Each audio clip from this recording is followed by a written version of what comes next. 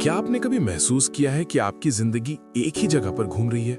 सुबह उठना, वही दिनचर्या, वही चिंताएं, वही अधूरे सपने और एक अजीब सा डर कि शायद यही आपकी किस्मत है। डर लगता है ना? लेकिन आज इस वीडियो के अगले 70 मिनट में मैं आपको वो डर दिखाने नहीं आया हूं। मैं आपको वो एक्साइटमेंट दिखाने आया हूं, वो जरूरी मोड़ दिखाने आया हूं जो इस डर को तोड़ सकता है। क्योंकि सच्चाई ये है, आपकी जिंदगी बदलने वाली नहीं है जब तक आपकी सोच नहीं बदलेगी। और सोच कैसे बदलती है? दूसरों की कहानियों से, उनके संघर्ष से, उनके फैसलों से, उनकी जीत से। आज मैं आपके लिए लाया हूं 10 ऐसी ही कहानियां, 10 ऐसे लोग जिन्होंने जीरो से हीरो तक का सफर तय किया। हर कहानी आपको एक नया दृष्टिकोण देगी, आपके अंदर छिपी शक्ति को जगाएगी। बस आपको करना यह है, अगले 70 मिनट खुद के लिए निवेश करो, पूरी तरह से यहां रहो, क्योंकि यह सिर्फ वीडियो नहीं, आपके टर्निंग पॉइंट की शुरुआत है। चलिए शुरू करते हैं पहली और सबसे हैरान करने वाली कहानी से। वो कहानी जो सिखाती है कि आपकी वैल्यू आपकी सोच में है। सोच बदलो, जिंदगी खुद बदल जाएगी। भिखारी की वो सच्चाई। अवधि 10 से 12 मिनट। ये है रामू, एक आम भिखारी। लोग उसे पैसे देते, वो आशीर्वाद देता। एक दिन एक बिजनेसमैन उसके पास रुका। उसने रामू से पूछा, तुम एक दिन में कितना कमा लेते हो? रामू ने कहा, 50-100 रुपए, जो मिल जाए। बिजनेसमैन ने एक आइडिया दिया, कल से तुम हर भीख मांगने वाले से पूछो, क्या आप मेरी जेब से 1 रुपया लेकर मुझे 10 रुपए का नोट दे सकते हैं? रामू हैरान हुआ, पर उसने मान लिया। अगले दिन उसने यही किया। पहले व्यक्ति ने उसे देखा, हंसा और चलता बना। दूसरे ने डांटा, तीसरे ने उसके सवाल पर सोचा और फिर उसने कहा, तुम्हारी जेब में रुपया है, मेरे पास 10 का नोट है, पर तुम ये क्यों कर रहे हो? उस दिन रामू को भीख में नहीं बल्कि सवाल के बदले 200 रुपए मिले। लोग उसकी चतुराई से प्रभावित हुए। रामू ने सोच बदली। मैं भिखारी हूं से मैं एक दिलचस्प प्रस्ताव लेकर आया हूं। उसने अपनी वैल्यू खुद तय की। उसकी जगह नहीं, उसकी अप्रोच बदली और दुनिया ने उसे अलग नजर से देखना शुरू कर दिया। और यही बात अगली कहानी में एक ऐसे आदमी के साथ हुई जो इतना सीधा और ईमानदार था कि दुनिया उसे कमजोर समझने लगी थी। क्या सीधा होना कमजोरी है या सबसे बड़ी ताकत? 2. ज्यादा सीधे मत बनो। वो बौद्ध भिक्षु और चोर की कहानी। बौद्ध मठ में एक युवा भिक्षु रहता था, बेहद सीधा सरल। एक रात एक चोर मठ में घुसा। भिक्षु ने उसे देख लिया। डर के मारे चोर वहीं जम गया। तब भिक्षु बोला, तुम दूर से आए होगे, भूखे होगे, आओ पहले भोजन कर लो। हैरान चोर ने भोजन किया। फिर भिक्षु ने कहा, यहां तुम्हें जो चाहिए ले जाओ, पर एक विनती है, मेरी प्रार्थना की घंटी मत लेना। चोर सब कुछ लेकर भाग गया। अगले दिन भिक्षु ने देखा घंटी गायब थी। वो दुखी हुआ।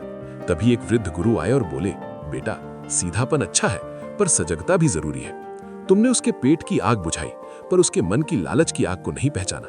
सीधे बनो, पर इतने भी न बनो कि दुनिया की चालाकियों को समझ ही न पाओ। अपनी शांति की रक्षा करना भी तुम्हारा धर्म है। ईमानदारी और सरलता महान गुण हैं, लेकिन उन्हें मूर्खता या असावधानी में नहीं बदलना चाहिए। सच्ची ताकत दयालु होने के साथ साथ सजग और समझदार भी होने में है। कभी कभी दुनिया हमारी सबसे बड़ी ताकत को भी नहीं पहचान पाती, जैसे अगली कहानी के भिखारी की, जिसके एक काम ने उसकी पूरी पहचान बदल दी। 3. भिखारी की सच्चाई, जिसके काम से दुनिया थी अनजान। शहर के उस पुराने पार्क में जहां सुबह सुबह टहलने वालों की भीड़ लगी रहती थी, एक भिखारी रोज दिखाई देता था। उसके बिखरे बाल, फटे हुए कपड़े और हाथ में प्लास्टिक की थैली देखकर हर कोई उसे अनदेखा कर देता था। लोग उससे दूरी बनाकर चलते, कुछ तो बच्चों को डराते भी थे, देखो पढ़ाई नहीं की तो ऐसा ही भिखारी बन जाओगे। पर किसी ने कभी गौर नहीं किया कि जब पार्क खाली होता तो वही भिखारी अपनी थैली से झाड़ू निकालता और पूरे पार्क को चुपचाप साफ करने लगता था। उसका नाम था विद्यासागर। सुबह 5 बजे जब अंधेरा छट रहा था, वो पहले से ही पार्क पहुंच जाता। पत्तियां बुहारता, कूड़ा उठाता, बेंचों को पोंछता, फिर सूरज निकलने पर वही पुरानी जगह बैठ जाता, हाथ फैलाता। लोगों को लगता वो भीख मांग रहा है, पर असल में वो उन बच्चों का इंतजार कर रहा होता जो स्कूल जाते हुए उस रास्ते से गुजरते थे। एक दिन रिया नाम की 8 साल की लड़की, जो रोज उसके पास से गुजरती थी, उसके पास रुक गई। उसकी नोटबुक से एक पन्ना उड़कर भिखारी के पास आ गिरा था। विद्यासागर ने पन्ना उठाया और देखा रिया ने गणित के सवाल गलत हल किए थे। बिना कुछ कहे उसने अपनी थैली से एक छोटी सी पेंसिल निकाली और पन्ने के पीछे सही हल लिख दिया। अगले दिन रिया फिर आई, इस बार जानबूझकर। उसने एक सवाल दिखाया। विद्यासागर ने मुस्कुराकर उसे समझाया। यही शुरुआत थी एक ऐसे गुप्त स्कूल की जिसके बारे में दुनिया को कभी पता नहीं चला। धीरे धीरे 5 बच्चे नियमित आने लगे। विद्यासागर उन्हें पार्क के उस कोने में बैठा था जहां बड़ा पीपल का पेड़ था। वो उन्हें गणित समझाता, हिंदी की कविताएं सुनाता, इतिहास के किस्से सुनाता। बच्चे उसे काका कहकर बुलाते। उनके माता पिता को लगता था कि उनके बच्चे पार्क में खेल रहे हैं। विद्यासागर ने कभी अपना असली नाम नहीं बताया, न ही ये कि वो 30 साल तक एक प्रतिष्ठित स्कूल में गणित के शिक्षक थे। सेवानिवृत्त होने के बाद जब उनकी पत्नी का देहांत हो गया और बच्चे विदेश चले गए तो उन्होंने ये रास्ता चुना, समाज को बिना भार दिए चुपचाप सेवा देने का। वो अपनी पेंशन से किताबें खरीदता, उन्हें पार्क के खोखले पेड़ में छिपा देता, बच्चों को पढ़ाने के बाद फिर से भिखारी बन जाता। कुछ लोग उस पर दया करते, कुछ उपहास उड़ाते। एक दिन शहर के एक नेता ने पार्क में रैली की और कूड़ा इधर उधर फेंक दिया। रैली खत्म होते ही विद्यासागर ने चुपचाप वो सारा कूड़ा साफ कर दिया। किसी ने धन्यवाद तक नहीं दिया। साल बीतते गए, विद्यासागर बूढ़ा हो गया। एक सर्द सुबह बच्चे आए तो वो पीपल के पेड़ के नीचे बैठा था, मुस्कुरा रहा था, पर उसकी आंखें बंद थीं। उसने शांति से अंतिम सांस ले ली थी। पुलिस आई, उसकी थैली में केवल एक पुरानी डायरी और कुछ पेंसिलें मिली। डायरी पढ़ते ही सब कुछ बदल गया। डायरी के पन्नों में एक सेवानिवृत्त शिक्षक का हृदय धड़क रहा था। हर पेज पर बच्चों के नाम, उनकी प्रगति के नोट्स, पार्क को साफ रखने की योजनाएं थी। एक पन्ने पर लिखा था, आज रिया ने बीज गणित की कठिन समस्या हल की।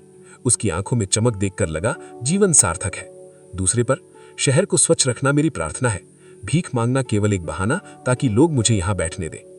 डायरी के अंतिम पन्ने पर उसने लिखा था, मैंने कभी नाम या प्रशंसा नहीं चाही। मैं चाहता था कि ये पेड़ हरे रहे, ये बेंचेस साफ रहें और ये बच्चे ज्ञान की रोशनी से जगमगाएं। शायद दुनिया मुझे भिखारी समझती रहे, पर मेरा हृदय तो एक शिक्षक का ही है, जो हर दिन अपनी कक्षा में आता है। ये पार्क, ये आकाश, ये धरती। जब ये बात फैली तो पूरा शहर स्तब्ध रह गया। रिया, जो अब कॉलेज में पढ़ रही थी, रोती हुई आई। वो और अन्य बच्चे जो अब बड़े हो चुके थे, सब ने अपने अपने तरीके से सफलता पाई थी और सब ने उस भिखारी काका को ही श्रेय दिया। पार्क का नाम बदलकर विद्यासागर उद्यान रखा गया। उस पीपल के पेड़ के पास एक सादी सी पट्टिका लगाई गई, जिस पर लिखा था, यहां बैठकर एक शिक्षक ने भिखारी का वेश धारण किया ताकि दुनिया को पढ़ाने और साफ करने का उसका मिशन अनकहा रह जाए।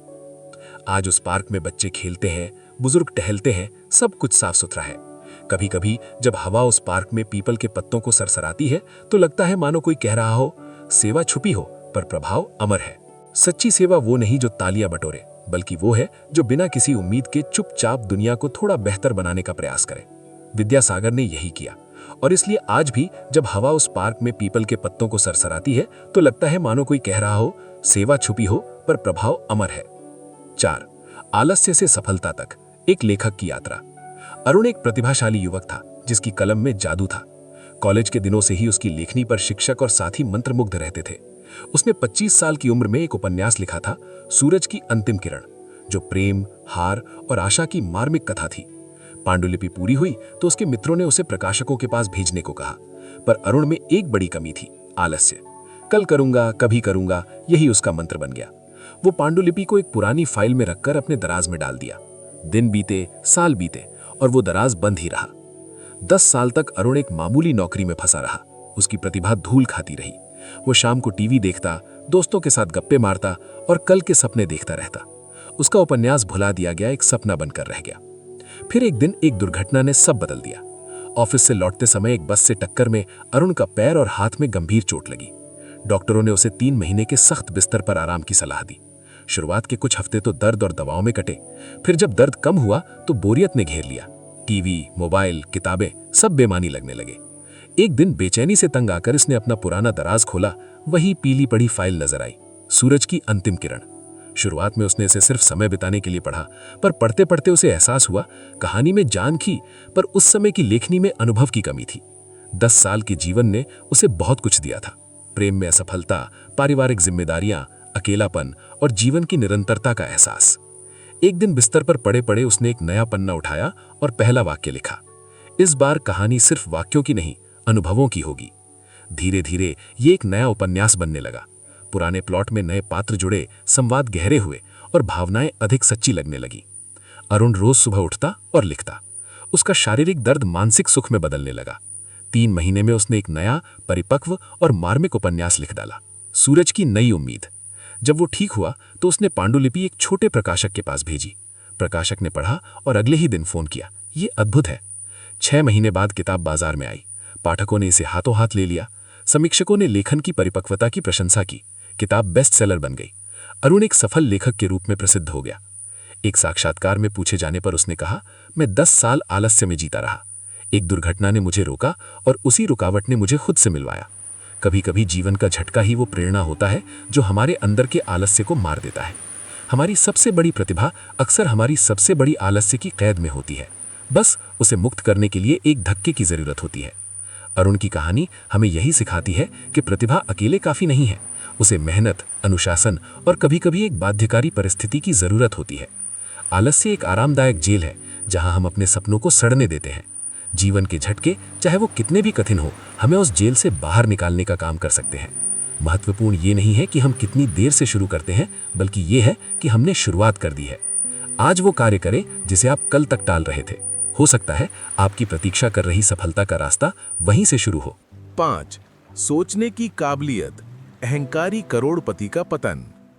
राजीव मेहरा का नाम देश के उद्योग जगत में सम्मान और डर दोनों के साथ लिया जाता था। एक छोटे से किराना स्टोर से शुरुआत करके उन्होंने मेहरा कॉन्ग्लोमरेट नामक एक बहुराष्ट्रीय कंपनी खड़ी कर दी थी। 50 वर्ष की उम्र तक पहुंचते पहुंचते उनके पास वो सब कुछ था जिसकी कल्पना कोई कर सकता था। अरबों का व्यवसाय, शहर के बेहतरीन इलाके में हवेली, विदेशों में प्रॉपर्टी और एक ऐसी प्रतिष्ठा जो उन्हें उद्योग के जादूगर का खिताब दिलाती थी।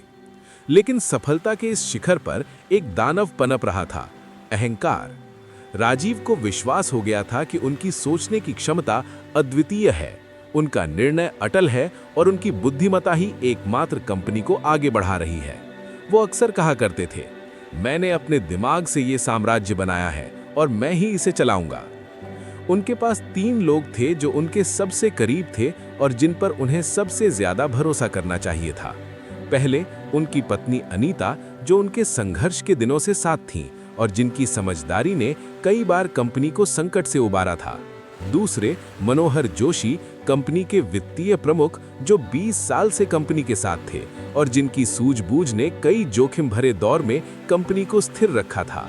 और तीसरे विजय, उनका बड़ा बेटा, जो नई टेक्नोलॉजी में दक्ष था और बाजार के रुझानों को गहराई से समझता था। एक दिन राजीव ने एक नई परियोजना का ऐलान किया, मेगा मॉल और आवासीय परिसर का एक विशाल प्रोजेक्ट, जिसमें कंपनी की लगभग सारी नकदी और भविष्य के 5 साल की कमाई दांव पर लगनी थी। ये प्रोजेक्ट बाजार के रुझानों के विपरीत था, क्योंकि ऑनलाइन शॉपिंग के दौर में मेगा मॉल्स पहले ही संकट में थे। अनीता ने रात के खाने की मेज पर धीरे से कहा, राजीव, क्या तुमने बाजार का हालिया अध्ययन देखा है? लोग अब बड़े मॉल्स की बजाय अनुभव और सुविधा चाहते हैं। शायद हमें इस प्रोजेक्ट पर पुनर्विचार करना चाहिए। राजीव ने कांटे को जोर से प्लेट पर रखते हुए कहा, तुम्हें बाजार की क्या समझ है अनीता? तुम घर संभालो, कंपनी मैं संभालूंगा।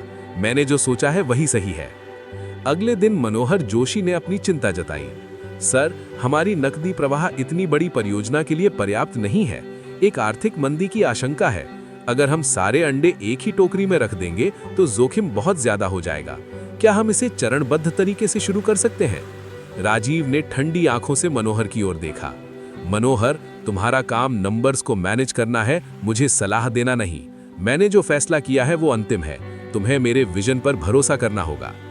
विजय, जो डिजिटल मार्केटिंग की एक नई रणनीति लेकर आया था, ने कोशिश की। पापा, दुनिया बदल रही है। लोग सस्टेनेबल और टेक इंटीग्रेटेड स्पेस चाहते हैं। ये प्रोजेक्ट पुराने विचारों पर आधारित है। हमें इसमें स्मार्ट सिटी कॉन्सेप्ट शामिल करना चाहिए। राजीव का गुस्सा 7वें आसमान पर पहुंच गया। तुम अभी बच्चे हो विजय, तुम्हें व्यवसाय का अनुभव नहीं है। मैंने तुम्हें यहाँ इसलिए रखा है क्योंकि तुम मेरे बेटे हो, तुम मुझे सिखाने नहीं आए हो। राजीव के अहंकार ने उनकी आंखों पर पट्टी बांध दी थी। उन्होंने तीनों की सलाह को अनसुना कर दिया और प्रोजेक्ट पर भारी निवेश करना शुरू कर दिया। उन्होंने ऋण लिया, निवेशकों को आश्वस्त किया और मीडिया में अपने दूरदर्शी विजन की धूम मचा दी। पहले 2 साल तक सब कुछ ठीक चला। निर्माण कार्य तेजी से आगे बढ़ा, लेकिन तीसरे साल, जैसा कि मनोहर ने आशंका जताई थी, आर्थिक मंदी आ गई। लोगों की क्रय शक्ति घट गई। ऑनलाइन शॉपिंग ने और जोर पकड़ लिया। मेगा मॉल के लिए किराएदार नहीं मिल रहे थे। आवासीय फ्लैट बिकने बंद हो गए। कंपनी की नकदी खत्म होने लगी। बैंक ऋण चुकाने के लिए दबाव डालने लगे। निवेशक डर गए। राजीव ने अपना गर्व तोड़ते हुए अनीता, मनोहर और विजय से मदद मांगी, लेकिन अब बहुत देर हो चुकी थी। कंपनी का शेयर मूल्य गिर गया। प्रोजेक्ट अधूरा रह गया। मेहरा कॉन्ग्लोमरेट दिवालिया होने की कगार पर आ गया। एक शाम खाली पड़े अधूरे मेगा मॉल की साइट पर राजीव अकेले खड़े थे। उनकी आंखों के सामने उनका सपना धूल में मिल चुका था। तभी विजय वहां आया और चुपचाप पिता के बगल में खड़ा हो गया। मैंने सब गंवा दिया बेटा, सिर्फ पैसा ही नहीं बल्कि उन लोगों का विश्वास भी जो मुझसे प्यार करते थे। विजय ने कोई उपदेश नहीं दिया, बस इतना कहा, पापा, असफलता अंत नहीं है, ये एक नई शुरुआत है, लेकिन इस बार हम सब मिलकर शुरुआत करेंगे। उस पल राजीव को एहसास हुआ कि सच्ची सोचने की काबिलियत ये नहीं है कि आप कितना जानते हैं, बल्कि ये है कि आप ये स्वीकार करने को तैयार हैं कि आप सब कुछ नहीं जानते। सफलता ने उन्हें अंधा बना दिया था क्योंकि उन्होंने सुनना और सीखना बंद कर दिया था। सार, राजीव की कहानी हमें ये सीख देती है कि चाहे आप कितने भी बुद्धिमान या सफल क्यों ना हो, दूसरों की आवाज सुनना कभी ना छोड़ें। अहंकार एक ऐसी दीवार है जो आपको दुनिया की बुद्धिमत्ता से अलग कर देती है। सच्ची ताकत विनम्रता में है, घमंड में नहीं। याद रखें, कोई भी इतना महान नहीं है कि वो अकेले ही सब कुछ जान सके। सफलता तभी टिकाऊ होती है जब वो सामूहिक विवेक, विनम्रता और सीखने की ललक पर निर्मित होती है। 6. स्वयं को पहचानो। पहाड़ों की यात्रा। उस गांव में जहां हर सुबह पहाड़ों की चोटियां सूरज की पहली किरणों से सोने जैसी चमकती थीं, एक युवक रहता था जिसका नाम आदित्य था। बाहर से वो सब कुछ पा चुका लगता था, एक अच्छा परिवार, शिक्षा, स्वास्थ्य, लेकिन भीतर एक खालीपन था जो उसे रातों को जगाए रखता था। वो अक्सर अपने आप से पूछता था, मैं कौन हूं? मेरी असली पहचान क्या है? मैं इस दुनिया में क्यों हूं? एक दिन जब ये उलझन उसकी सीमा पार करने लगी, आदित्य ने गांव के बाहर एक गुफा में रहने वाले साधु के पास जाने का निश्चय किया।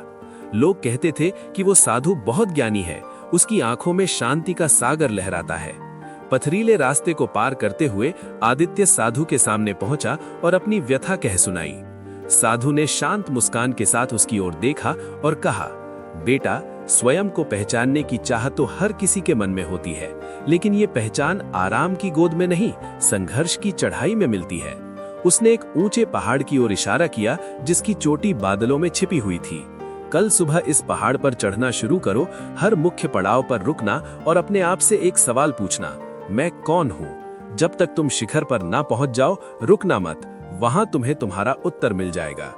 अगली सुबह आदित्य ने अपना थैला बांधा और पहाड़ की तलहटी से चढ़ाई शुरू की। पहला पड़ाव एक हरा भरा मैदान था जहां फूल खिले थे और पक्षी गा रहे थे। वो रुका, सांस ली और पूछा, मैं कौन हूं? मन में आवाज आई, तुम एक यात्री हो जो सुंदरता देख रहा है, लेकिन ये जवाब संतुष्टि नहीं दे पाया। चढ़ाई जारी रही। दूसरा पड़ाव एक तेज बहाव वाली नदी थी जिसे पार करने के लिए उसे पत्थरों पर कूदना पड़ा। थकान महसूस हो रही थी। फिर से उसने सवाल दोहराया, मैं कौन हूं? इस बार भीतर से उत्तर मिला, तुम एक साहसी हो जो बाधाओं का सामना कर रहा है। फिर भी कुछ कमी थी। तीसरा पड़ाव एक संकरा रास्ता था जहां चट्टानें इतनी ऊंची थीं कि सूरज की रोशनी भी ठीक से नहीं पहुंच पा रही थी। डर लग रहा था। मैं कौन हूं? उसने फुसफुसाते हुए पूछा। आवाज आई, तुम एक डरपोक हो जो अंधेरे से घबरा रहा है। ये सुनकर उसे दुख हुआ, लेकिन वो रुका नहीं। चौथा पड़ाव एक खड़ी चट्टान थी जहां चढ़ने के लिए उसे अपनी शक्ति और संतुलन दोनों का इस्तेमाल करना पड़ा। पसीने से तरबतर हाँफते हुए उसने फिर वही प्रश्न पूछा। इस बार जवाब मिला, तुम एक मजबूत इरादे वाले हो जो हार नहीं मानता। थोड़ी प्रसन्नता हुई, पर अभी भी पूर्णता नहीं थी। अब हवा पतली होने लगी थी, सांस लेने में तकलीफ हो रही थी। पांचवा पड़ाव एक बर्फीला इलाका था जहां ठंड हड्डियों तक को जमा दे रही थी। कांपते हुए उसने सवाल दोहराया, मैं कौन हूं? भीतर की आवाज बोली, तुम एक टिकाऊ हो जो कठिनाइयों को झेल रहा है। लेकिन आदित्य को लगा कि ये सभी उत्तर उसके किसी एक पहलू को दर्शा रहे हैं, पूरे स्वयं को नहीं। आखिरी चढ़ाई सबसे कठिन थी। हर कदम पर लगता था कि शरीर ने साथ देना बंद कर दिया है। मन विद्रोह कर रहा था, वापस लौटने का लालच दे रहा था, लेकिन आदित्य ने हार नहीं मानी। अंत में वो शिखर पर पहुंच गया। वहां पहुंचते ही वो थकावट से चूर जमीन पर बैठ गया। सामने अनंत आकाश था, नीचे घाटियां और बादलों का समुद्र। एक गहरी शांति ने उसे घेर लिया। तभी उसने बिना किसी प्रयास के स्वतः ही वही प्रश्न पूछा, मैं कौन हूं? और इस बार कोई विशेष आवाज नहीं आई, बल्कि एक अनुभूति हुई। वो सब कुछ था और कुछ भी नहीं था। वो यात्री भी था, वो साहसी भी था, वो डरपोक भी था, वो मजबूत भी था, वो टिकाऊ भी था, लेकिन इन सब से ऊपर वो बस होने की एक अनुभूति था। उसे एहसास हुआ कि उसकी पहचान उसके अनुभवों, उसकी कमजोरियों, उसकी ताकतों, उसके संघर्षों और उसकी जीतों का एक सुंदर मिश्रण है। वो एक नदी की तरह था, हमेशा बहता हुआ, हमेशा बदलता हुआ, फिर भी वही रहने वाला। थकान गायब हो गई, उसकी आंखों में एक नई चमक आ गई। उसे समझ आ गया कि साधु ने उसे ये यात्रा क्यों करने को कहा था। शांति बैठे बैठे नहीं मिली, बल्कि हर कदम की चुनौती में, हर पड़ाव के आत्म प्रश्न में, हर बाधा को पार करने के संकल्प में। स्वयं की खोज एक गंतव्य नहीं, बल्कि एक निरंतर यात्रा थी। जब वो वापस लौटा और साधु के पास पहुंचा, तो उसके चेहरे पर शांति देख साधु मुस्कुराए बिना न रह सका। आदित्य ने कहा, गुरुजी, मुझे उत्तर मिल गया। मैं वो सब हूं जो मैंने इस यात्रा में अनुभव किया, और मैं वो ये भी हूं जो अभी अनुभव करना बाकी है। साधु ने सिर हिलाया और बोले, सही कहा बेटा, मैं कौन हूं ये प्रश्न ही तुम्हारा मार्गदर्शक है। जब भी भटकाव महसूस हो, अपने आप से यही पूछना। उत्तर हर बार अलग हो सकता है, क्योंकि तुम हर पल बदल रहे हो। असली पहचान यही बदलाव है, यही यात्रा है। सार, स्वयं की पहचान किसी शांत एकांत में बैठकर नहीं, बल्कि जीवन के पहाड़ों पर चढ़ते हुए, हर मोड़ पर अपने आप से सवाल करते हुए मिलती है। ये संघर्ष ही हमें हमारी संपूर्णता का एहसास कराता है, हमारी ताकत और कमजोरी दोनों को स्वीकार करना सिखाता है। सच्ची शांति और आत्मज्ञान आराम की नहीं, बल्कि चुनौती की राह पर मिलते हैं। गांव का लड़का जिसने अपने सपनों से दुनिया हिला दी। संसाधन नहीं, समस्या को हल करने का जुनून सफलता लाता है। बिहार के एक छोटे से गांव नीमडीहा में, जहां बिजली अभी भी एक विलासिता थी और सड़कें बारिश में कीचड़ से लबालब हो जाती थी, वहां एक किशोर रहता था, अर्जुन। उसके पिता रामशरण सिंह एक छोटे से खेत में मेहनत करके परिवार का पेट पालते थे। घर में 5 सदस्य थे, माँ, 2 छोटी बहनें, पिता और अर्जुन। उनकी दुनिया खेत, स्कूल और गांव की सीमाओं तक सिमटी हुई थी। लेकिन अर्जुन की आंखों में एक अलग ही चमक थी, वो चीजों को बदलने की चाहत से भरी हुई। अर्जुन का स्कूल गांव से 3 किलोमीटर दूर था। वो रोज साइकिल पर पुरानी किताबों का बस्ता लादकर धूल भरी पगडंडियों से गुजरता। स्कूल में एक ही कंप्यूटर था जो अक्सर खराब रहता था, लेकिन जब भी वो चलता, अर्जुन उसे देखकर मंत्रमुग्ध हो जाता। उसके शिक्षक श्री प्रकाश सर ने उसकी जिज्ञासा को पहचाना और उसे बुनियादी प्रोग्रामिंग की कुछ किताबें दी। अर्जुन ने उन किताबों को रात में लालटेन की रोशनी में पढ़ा। उसके सपने कोड और एल्गोरिथम से भरे हुए थे। एक दिन जब अर्जुन 12वीं कक्षा में था, उसके पिता की फसल बेमौसम बारिश और कीटों की वजह से बर्बाद हो गई। पूरे गांव के किसानों की यही कहानी थी। बाजार में उचित दाम न मिलना, मौसम की अनिश्चितता, कीटनाशकों की ऊंची कीमतें, ये समस्याएं उनकी रोजमर्रा की जिंदगी का हिस्सा थी। अर्जुन ने अपने पिता की आंखों में निराशा देखी और उसने ठान लिया वो कुछ करेगा। उसने प्रकाश सर से बात की। सर ने कहा, अर्जुन, तुम्हारे पास दिमाग है और दिल है। तकनीक का इस्तेमाल समस्या सुलझाने के लिए होता है। अर्जुन के पास एक पुराना दूसरे हाथ का डेस्कटॉप कंप्यूटर था जो उसके चाचा ने शहर से लाकर दिया था। उसका इंटरनेट कनेक्शन सिर्फ 2G था जो अक्सर गायब हो जाता। लेकिन अर्जुन ने हार नहीं मानी। वो रोज स्कूल के कंप्यूटर पर 1 घंटे का समय निकालता, ऑनलाइन ट्यूटोरियल देखता और कोड लिखने का अभ्यास करता। उसने अपने पिता और पड़ोस के किसानों से बातचीत शुरू की, उनकी समस्याओं को नोट किया। मौसम की जानकारी का अभाव, बीज और उर्वरक की गुणवत्ता की पहचान न होना, बिचौलियों द्वारा शोषण, सरकारी योजनाओं की जानकारी न मिलना। धीरे धीरे एक आइडिया उसके मन में आकार लेने लगा।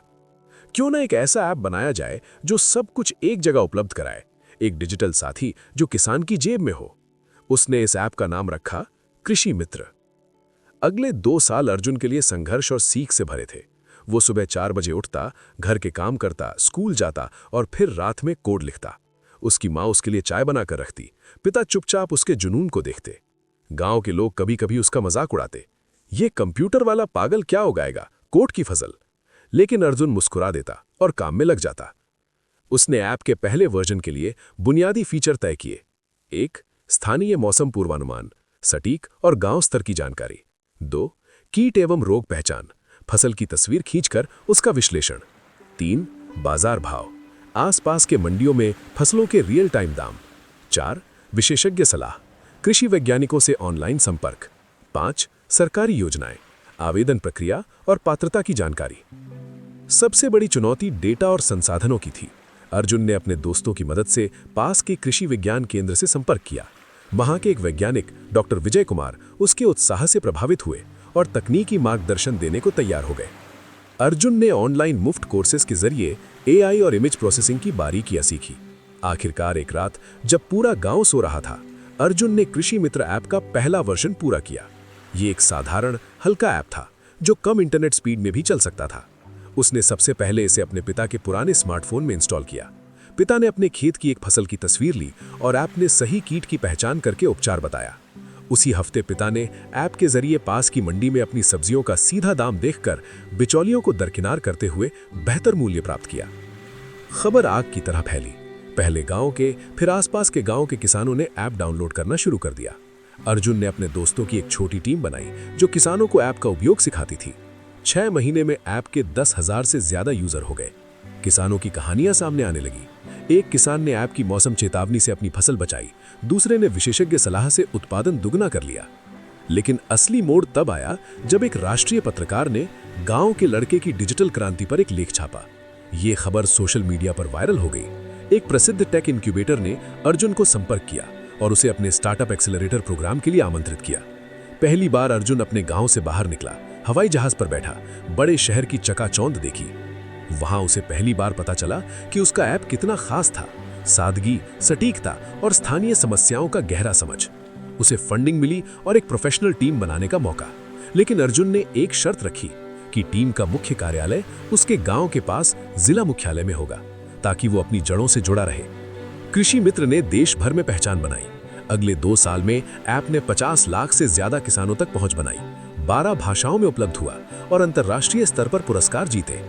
संयुक्त राष्ट्र के एक सम्मेलन में अर्जुन को आमंत्रित किया गया, जहां उसने दुनिया के नेताओं के सामने अपनी कहानी सुनाई।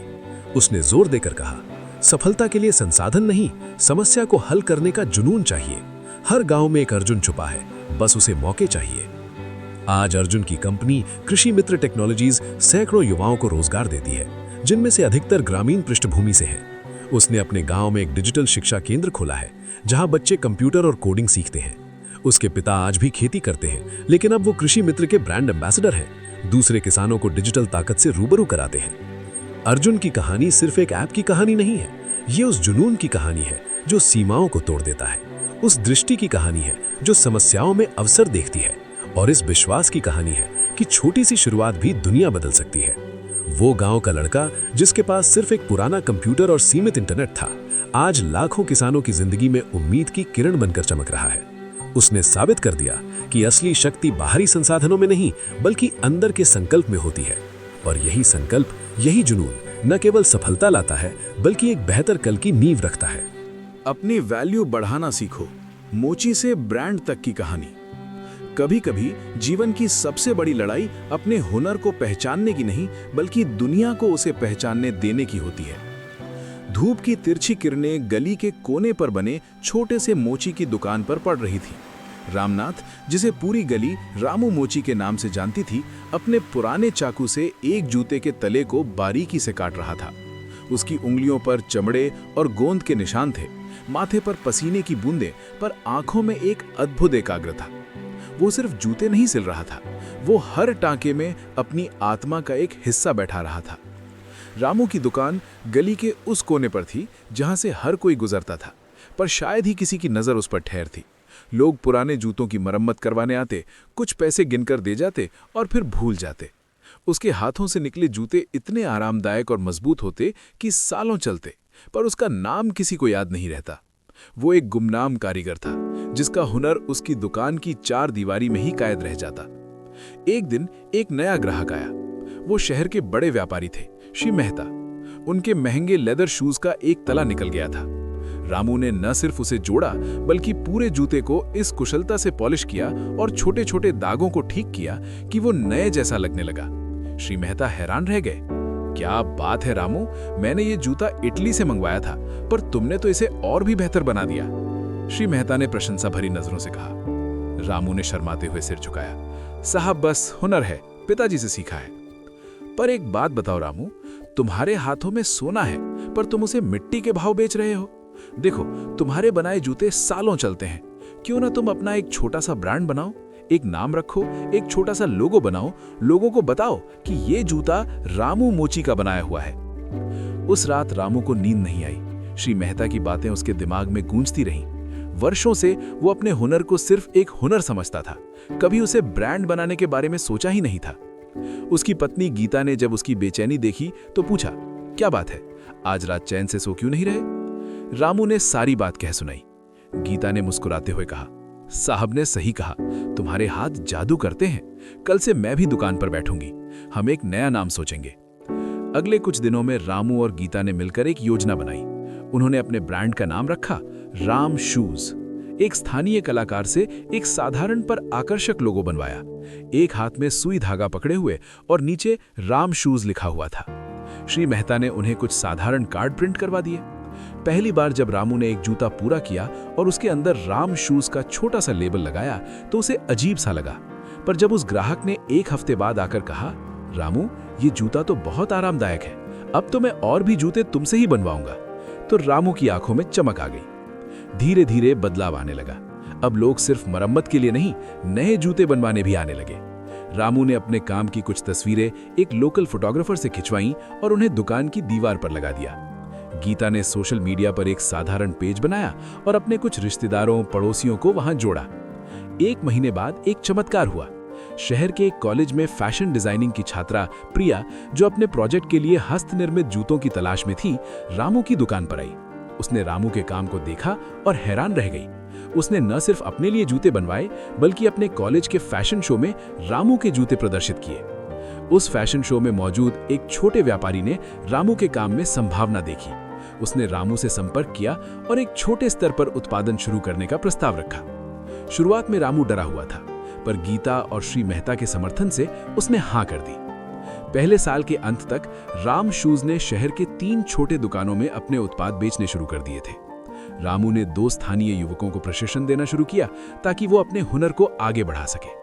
उसने नई डिजाइनें सीखी, नई सामग्रियों के साथ प्रयोग किए। दूसरे साल एक बड़ा मोड़ आया। एक राष्ट्रीय पत्रिका के पत्रकार ने, जो हस्तशिल्प पर एक लेख लिख रहा था, राम शूज के बारे में सुना और रामू का इंटरव्यू लिया।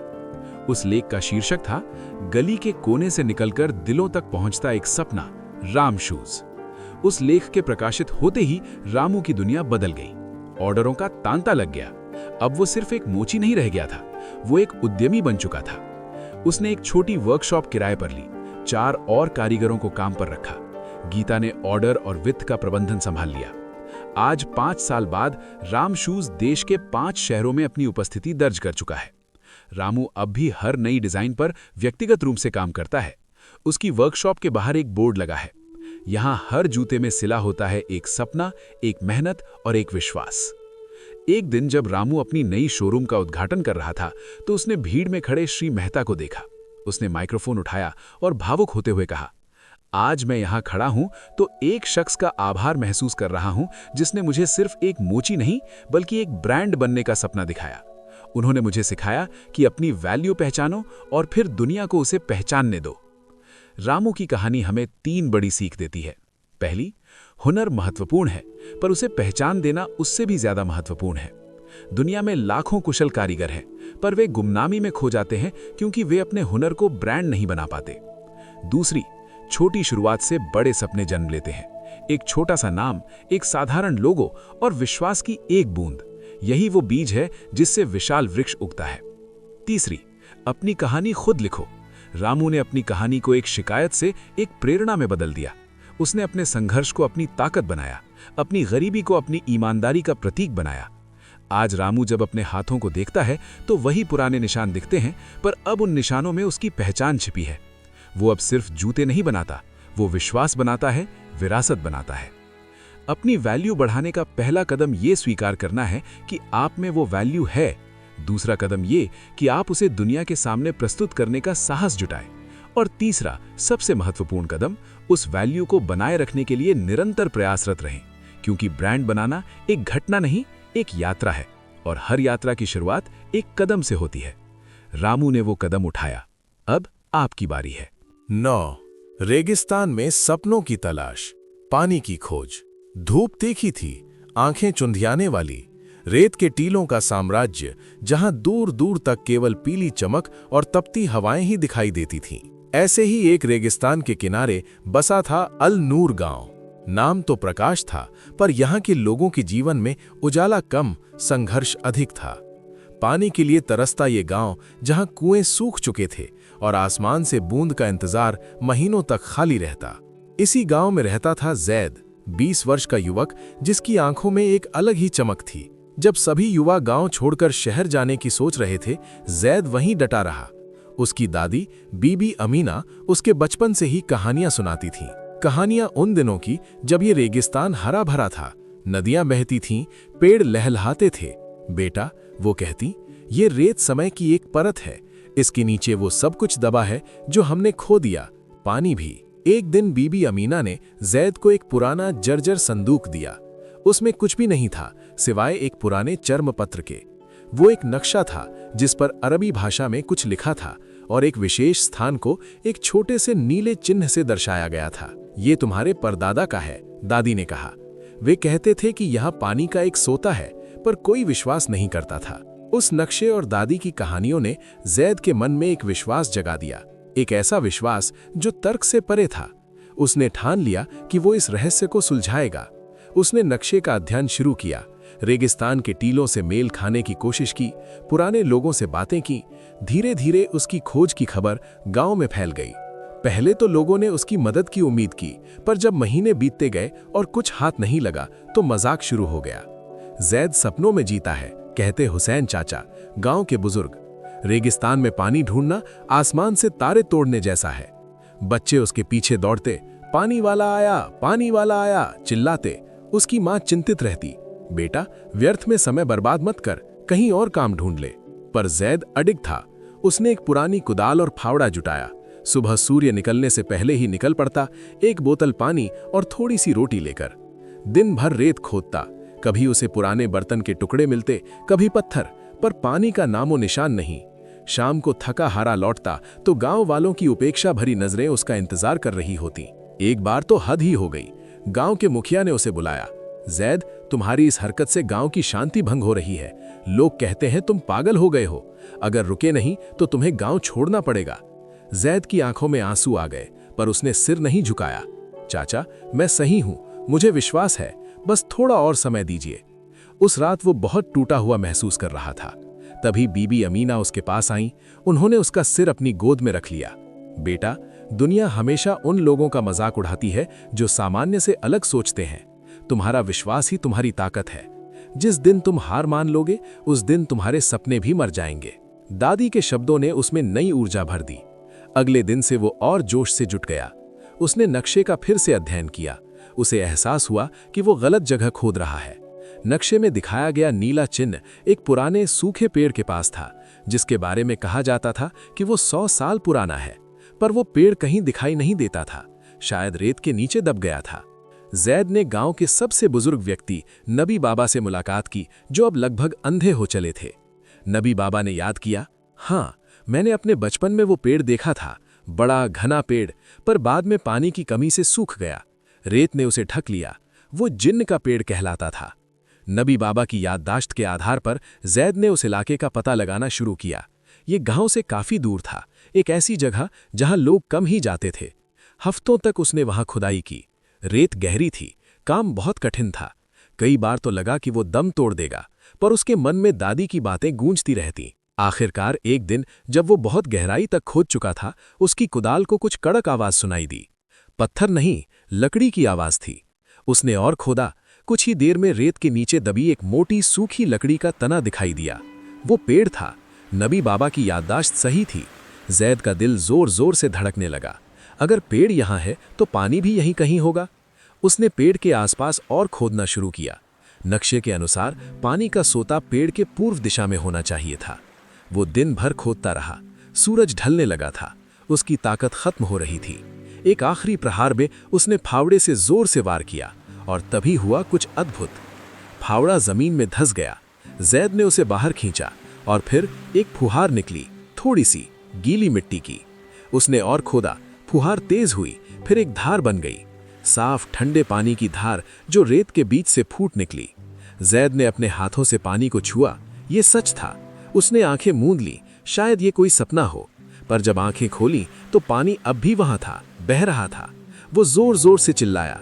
खुशी के आंसू उसकी आंखों से बह निकले। वो इतना थक चुका था कि वहीं बैठ गया, पानी को बहते देखता रहा। फिर उसने अपनी बोतल भरी और तेजी से गांव की ओर दौड़ा। गांव पहुंचते पहुंचते रात हो चुकी थी। वो सीधा मुखिया के घर गया। मिल गया, पानी मिल गया, वो चिल्ला रहा था। पहले तो लोगों ने विश्वास नहीं किया, पर जब उसने भरी हुई बोतल दिखाई और अपनी कहानी सुनाई तो कुछ युवक उसके साथ जाने को तैयार हो गए। उस रात मशालों की रोशनी में गांव के लोगों का एक समूह उस जगह पहुंचा और वहां रेत के बीच एक चमत्कार देखने को मिला। पानी की एक धारा जो अब एक छोटे से झरने का रूप ले चुकी थी, बह रही थी। लोग हैरान, खुश और अपने व्यवहार पर शर्मिंदा थे। हुसैन चाचा ने जैद के पैर छू लिए। माफ करना बेटा, हम अंधे थे। उस रात गांव में ऐसा उत्सव मनाया गया जैसा कई पीढ़ियों से नहीं हुआ था। पानी मिल गया था। सिर्फ पानी ही नहीं, एक नई आशा, एक नया विश्वास मिल गया था। अगले कुछ महीनों में उस स्थान पर एक कुआं बनाया गया। पानी की मात्रा इतनी अधिक थी कि न केवल पूरे गांव की प्यास बुझ सकती थी, बल्कि खेती भी की जा सकती थी। गांव का नाम बदलकर वादी अल मा यानी पानी की घाटी रख दिया गया। जैद गांव का नायक बन गया, पर उसकी सबसे बड़ी खुशी तब थी जब बीबी अमीना ने पहली बार उस कुएं से निकला पानी पिया।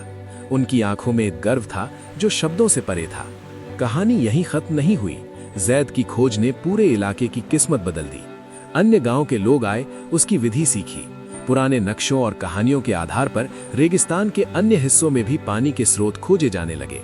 जैद ने एक छोटा सा स्कूल शुरू किया, जहां वो युवाओं को नक्शों को पढ़ना, भूमि के संकेतों को समझना सिखाता था। वो कहता, पानी तो हमेशा से यहाँ था, बस हमने देखना बंद कर दिया था।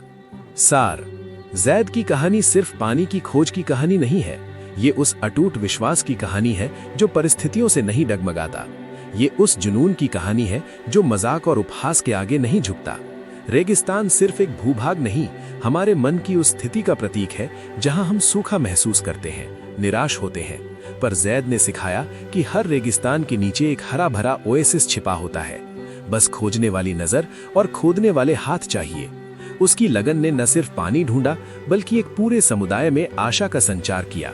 ये याद दिलाता है कि महान खोजें अक्सर साधारण विश्वासों से शुरू होती हैं, और सबसे बड़ी बाधाएं हमारे अपने मन में होती हैं।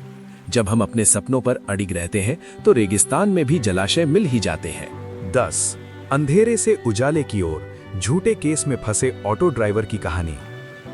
रमेश की ऑटो रिक्शा शहर की सड़कों पर सुबह की पहली किरणों के साथ दौड़ने लगी। उसकी जिंदगी इंजन की आवाज और पैसेंजरों के आने जाने के बीच सिमटी हुई थी। 3 बच्चे, बूढ़े माता पिता और एक छोटा सा घर, यही उसकी दुनिया थी। वो जानता था कि ईमानदारी से कमाई गई रोटी ही सबसे स्वादिष्ट होती है। लेकिन उस दिन उसकी इसी ईमानदारी को एक झूठे केस ने जकड़ लिया। दोपहर के समय एक युवक उसकी ऑटो में बैठा। वो बेहद व्यस्त और बातूनी लग रहा था। रमेश ने उसे शहर के बाहरी इलाके में उतारा। कुछ घंटे बाद पुलिस ने रमेश को रोक लिया। उस युवक ने शिकायत दर्ज कराई थी कि रमेश ने उसका कीमती लैपटॉप चुरा लिया है। रमेश हैरान रह गया। उसने कभी किसी की चीज नहीं छुई थी, लेकिन सबूतों के नाम पर सिर्फ युवक का बयान था और रमेश की ऑटो का नंबर। थाने में रमेश की आवाज दब गई। वो एक साधारण ऑटो ड्राइवर था, पुलिस और कानून की भाषा नहीं जानता था। उसकी पत्नी ने जेवर गिरवी रखकर वकील किया, लेकिन मामला जटिल होता गया। मीडिया में खबर आई, ऑटो ड्राइवर ने युवा प्रोफेशनल का लैपटॉप चुराया। रमेश का नाम बदनाम हो गया। उसके पास बैठने वाले पैसेंजर कम हो गए। परिवार के सामने भूख और शर्मिंदगी का अंधेरा फैल गया। तभी उस मामले में पुलिस इंस्पेक्टर अनन्या शर्मा आई। लोग उन्हें ऑफिसर मैडम कहते थे। उनकी नजर सिर्फ फाइलों पर नहीं, लोगों के चेहरों पर भी रहती थी। जब उन्होंने रमेश को देखा, एक डरा हुआ लाचार आदमी जिसकी आंखों में झूठ नहीं बल्कि भय था, तो उन्हें संदेह हुआ। उन्होंने रमेश से बात करने का फैसला किया, उसकी कहानी सुनने का। अनन्या ने रमेश को एक शांत कमरे में बुलाया। बताइए, सब कुछ बताइए, उन्होंने कहा, छोटी से छोटी बात भी।